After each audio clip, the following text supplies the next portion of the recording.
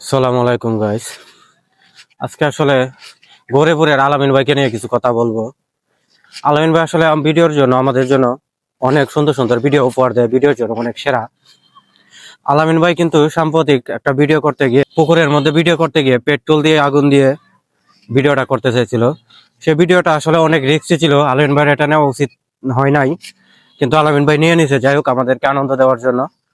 কিন্তু এখন কথা হচ্ছে, আলামিন ভাইয়ের কিন্তু প্রায় 30 থেকে 40% শরীরের চামড়া পুড়ে গেছে, এখন ঢাকায় আছে, চিকিৎসাধীন অবস্থায় আছে।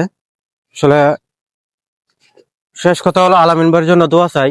আলামিন ভাই যেন আল্লাহ তাকে সুস্থ করে, আলামিন ভাইকে, এবং সে ফিরে যেন আমাদেরকে ভালো ভিডিও দিতে পারে। আর একটা কথা হলো, এরকম রিক্সে কোনো সময় ভিডিও করা যাবে না, কারণ আমাদের জান বাঁচলে, আল্লাহ যদি বাঁচে রায়, তাহলে ভিডিও করা যাবে, অনেক ভিডিও করা যাবে, কিন্তু এভাবে এত রিক্সে গিয়ে ভিডিও করার কোনো প্রয়োজন আমি মনে করি না।